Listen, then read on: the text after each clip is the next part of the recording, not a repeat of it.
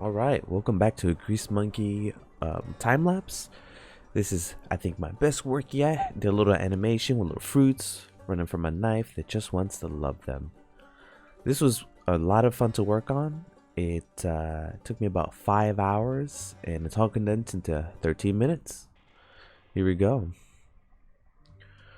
Alright, so in the beginning, what I decided to do, like I said in my previous video, I set up all my materials, so I have the shades of gray, and then I started creating the banana.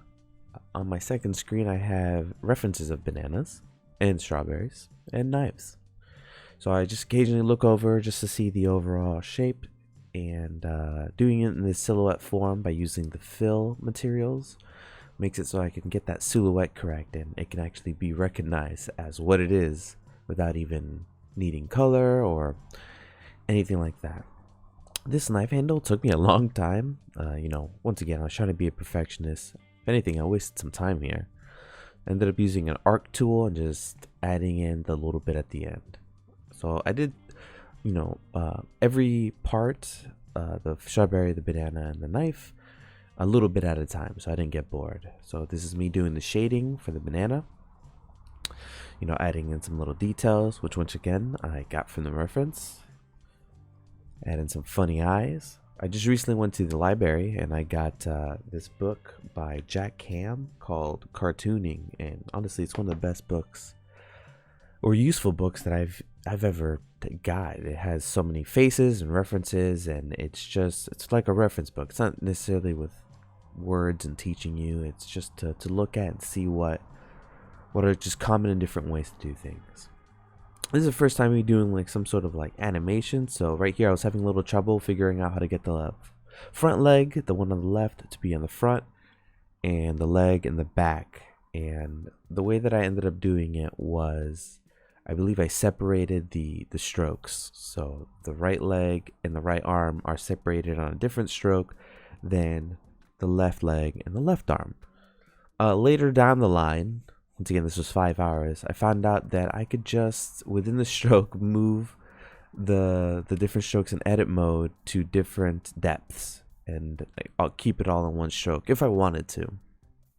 I find that breaking everything up into different stroke objects was a lot easier. So the banana is its own stroke object, the strawberry, everything's its own stroked object, and I find it better that way because everything's self-contained. The materials are self-contained, so every object has its own set of materials that it uses. So if I change one in the strawberry, if I'm, let's say I repeat, because the seeds I end up coloring the same color as the banana. If I ended up changing the seeds, it would change the banana. So it's self-contained. I like it a lot. So around when I was doing the strawberry, that's when I was figuring out that I could just probably move the stroke just within its own object. Once again, shading is my weakness here, so luckily this is just very cartoony and it's very easy to shade. The light's coming from the left side, I know, so, and they're in complete profile, so it's relatively easy. This is me simplifying the leg. The leg, I wanted it just to be 3 points, beginning, middle, and end, and I ended up deleting the points in the middle, so I can just have 3 points to work with when I animate. I ended up adding a ground plane just so I can better visualize what I was doing with the floor, like how long the leg is. Since it's just 3 points, it's very easy to just make that leg really long and really stretchy. There's some forgiveness here since it's a cartoon, so it's very easy to do. Here I'm looking at a reference of a run cycle breakdown, and it just shows you like different keyframes, or it's like on the first frame it should be like, the push or the legs up in the air. I don't remember right now. Leg up in the air, but I went through this and it was like a 1, 3, I think, what is that, 5 and 8 and 12. I ended up not liking that, so I ended up, I think, just doing on the 2s. So I just did all the even frames and leaving it up to about 12 frames. After I did those 12 frames, I used the time offset tool that has the looping function. I set in my range for looping. I think you see it right there. And from there, I just started looping everything. It's honestly one of the best modifiers that's in here. Once I learned about that modifier, it opened up so many doors for animating things that have repetitive motion or need to be looped. It's just, I thought I had to have a million frames at the bottom. For the arms, I ended up separating the arms from the legs, and I did just a rotation that goes up and down, and I ended up using the interpolate tool in Blender to help me out with that. So that's me using the interpolation, and really this is just figuring out how it works, because I thought I knew how it worked, but then it wasn't functioning the right way and it wasn't looking right. I also have the arm separated because I did want to have some variation. You can definitely see I reused animations, but honestly I just needed to get this done. I wanted to finish. So you just got to do what you got to do.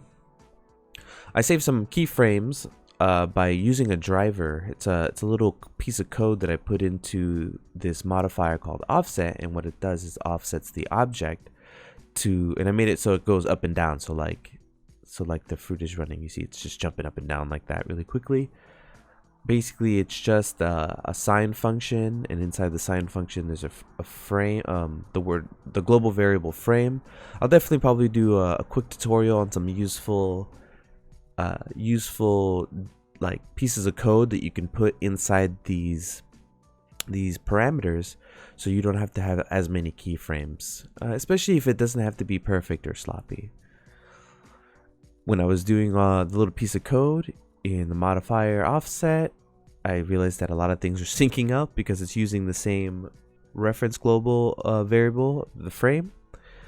So I made sure I varied it up, added a little bit less, added a little bit more. Here's me, the way I did the bending. I use a lattice and a lattice modifier. So I put the lattice in, I made it as big as the fruit. I put a lattice modifier on it. And then wherever you edit the lattice modifier, the way I edited the lattice modifier was by using a modifier on the lattice called simple deform and bend. And then that bends the lattice, which in turn bends the fruit. Here I was having some trouble with the strawberry, was not understanding why it was getting so big. But you'll see me do it again here. Everything I do here is 3 times, so luckily it gives me some chance to talk about it.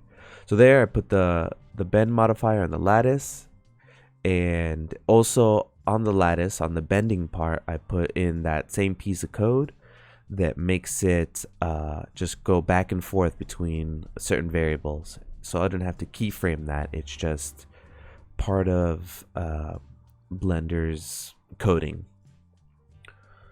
Maybe I'll put that in the description.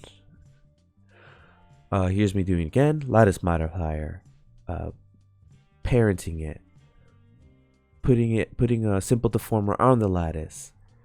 On the first one of the banana, I used a shape key to actually deform it, and then I used that little piece of code on the shape key, but I ended up thinking that was a little sloppy, or it just wasn't useful for me here. So I ended up, for the other two, just doing it through the deformer, the modifier on the lattice. So here's me adding some little extra flair. So, I thought about little sweat coming out, little tears coming out of the strawberry, and from the knife, little hearts. And all I did was I used 3 frames. I animated 3 frames, and then I looped those frames. Here's me adding speed lines, and it looks like at this point something happened. I think it froze, but I was using speed lines for the legs for the running, and I did it for the strawberry here. And once again, 3 frames, different speed lines. The tool that I used was the pen rough. It gives it kind of like that fluctuating thickness that I think looks really nice for the running lines. Here's me doing the tier, 3 frames, did the other tier, 3rd frame, and I didn't even redraw them. I just went to edit mode and moved them per frame. So that made that very easy. Oh, I went over, this goes so quickly. What I did also was I made the stroke and parented it to a empty. That's that little square that you see at the bottom there. So I could just move those individually, as you see there. so I'm not touching the stroke or any of the animation. I made sure they were non-selectable in the outliner, and I could only really select the the square empty near their feet, so I can move them around. It made it much easier to work with. There's a point in time here that I just go in and rename all my layers. It's very important to rename your layers instead of spending 5 to 10 minutes renaming every single layer. I really suggest for you to name all your layers. I know it kind of breaks up the workflow, but it could feel like it's part of the workflow.